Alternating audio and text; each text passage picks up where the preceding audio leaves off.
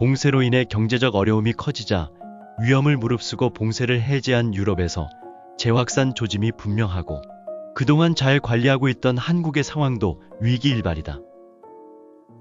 통계가 쌓이면서 코로나 확진자 중 99% 정도는 큰 문제 없이 지나가고 1% 정도가 중증 환자가 된다고 한다. 공포심에 비해 치명도가 높지는 않은 것 같다. 따라서 너무 겁을 먹고 위축될 필요는 없지 않나 싶다. 어쨌든 코로나가 쉽게 끝나지는 않을 것은 더 분명해지고 있다. 생각한 대로 당분간은 여행을 접고 유럽에서의 살아보기 일상을 누려야겠다. 8월은 코로나보다 폭우와 폭염으로 더 큰 고통이 있었다. 중국, 일본, 인도, 방글라데시 등을 강타한 폭우가 결국 한국을 비켜가지 않고 엄청난 물난리를 일으키며 피해를 주었다. 아시아 지역은 폭우로, 유럽은 폭염으로 세계 곳곳이 이상기후 현상이 일상화되니 인류가 과연 21세기에 무사히 살아남을 수 있을지 우려가 커지고 있다. 체페에서 2달을 살면서 호수 주변의 경치와 마을 사람들과의 교류는 평생 잊지 못할 추억이 될 것이다. 우리가 머물던 집 정원의 과일들은 매일 따먹어도 익는 속도를 따라갈 수가 없었다. 배가 끝나니 무화과와 포도가 익는데 내 평생 먹은 무화과보다 여기서 먹은 무화과가 훨씬 많다. 이웃에서 주는 수박과 멜론과 복숭아도 먹어야 하니 늘 과일이 상할까봐 걱정이었다. 거의 매일 산책길 가방에 넣어간 과자 봉지 대신에 과일과 채소, 치즈, 절임 반찬까지 다양한 식품들을 채워서 왔다.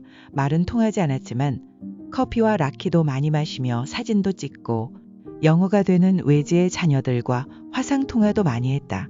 이곳의 젊은 자녀들은 직장을 찾아 대부분 이탈리아나 그리스에 많이 가 있었다.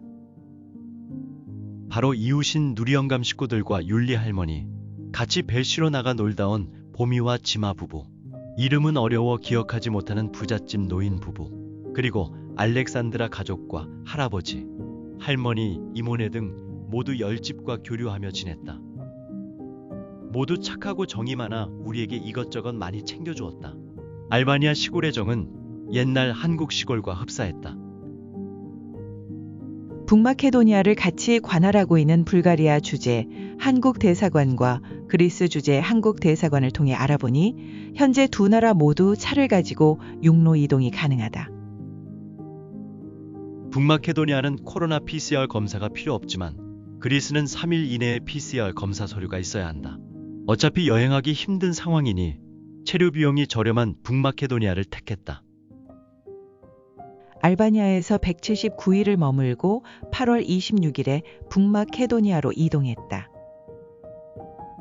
체페에서의 시골 생활이 좋아 알바니아 체류 연장을 한 번 더 시도했지만 거절당하고 환경이 비슷한 북마케도니아로 체류 만기 하루를 앞두고 이동했다.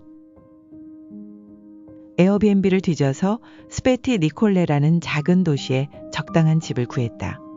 물가에 비해 집 임대료가 비싸 망설이던 북마케도니아에서 우리가 찾던 집이 운 좋게 새로 등록이 되어 나왔다. 알바니아 출국과 북마케도니아 입국은 코로나 이전과 같이 간단했다. 뭔가 코로나에 대한 검사가 있을 것이라 생각했는데 체열 검사도 하지 않고 그냥 차량 보험만 드니 바로 통과라 얼떨떨했다. 국경을 통과하여 지난해 머물며 정이 들었던 스트루가의 단골 식당에서 점심을 먹고 카페에서 커피를 마신 후 시내와 호숫가를 구경했다. 스트루가는 오우리드와 더불어 오우리드 호수 휴양지로 유명한 곳이다. 지난해 11월에 방문하여 5일간 방을 얻어 쉬었던 곳인데 그때는 휴가철이 아니라서 한적하니 참 좋았었다. 그러나 올해 8월 말에 스트루가는 완전히 달랐다. 거리는 인파로 붐비고 호숫가 해수욕장은 성수기 해운대를 방불케 한다. 코로나와 아무 상관이 없는 듯이 휴가지 호황을 누리고 있어 놀랐다. 마스크를 쓰지 않고 저렇게 사람들이 몰려 있어도 되는 건지 정말 보는 내가 다 염려스럽다. 어쨌든 코로나를 잠시 잊고 피서 휴가를 만끽하고 있는 스트루가의 분위기에 잠시 보았다.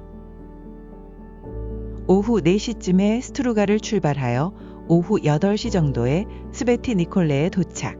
길을 물었던 친절한 주민이 직접 차로 우리 숙소까지 인도해 주어 편하게 집을 찾았다. 우리가 머물 집 2층에 청소를 마무리하던 집주인과 딸이 반갑게 맞아준다. 이웃에 산다는 집주인의 여동생 내외와도 인사를 나누었다. 젊은 세대긴 딸이 영어를 잘하고 이 집의 렌트 업무를 담당하고 있는 것 같다. 아버지와 딸이 오우리드에 살면서 전통종이 제조와 인쇄 체험장을 운영하고 있다고 하며 이 집은 오우리드로 가기 전까지 살았다고 한다. 우리가 렌트한 집은 정원이 있는 2층 주택인데 새 집은 아니지만 관리를 잘해서 마음에 들었다. 더구나 집 전체를 우리가 단독으로 사용하니 아주 편하다. 에어비앤비 수수료를 포함하여 한 달 27만 원이고 전기세를 비롯한 제반 비용은 우리가 부담해야 한다. 임대를 하기 위해 며칠 전 에어비앤비에 등록을 했는데 우리가 첫 손님이라고 한다. 침구도 깨끗하고 거실의 소파도 편하다. TV와 와이파이도 마음에 든다. 와인 한 병까지 준비해둔 6인용 식탁은 책상을 겸해도 되겠고 부엌도 크고 침실도 좋다. 예비방이 있어 짐을 두기도 편하다.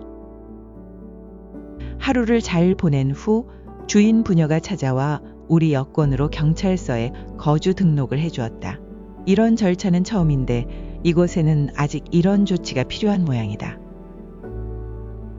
냉장고가 너무 작고 2구 인덕션이 너무 낡아서 이야기했더니 바로 171리터 새 냉장고와 오븐기가 달린 4구 새 인덕션으로 교체를 해주었다. 장기 체류의 불편한 점이 바로 해결되니 아주 좋았다. 스베티 니콜레에서의 새 생활이 시작되었다. 별일이 없으면 이곳에서 3개월 동안 피난 생활을 하려고 한다.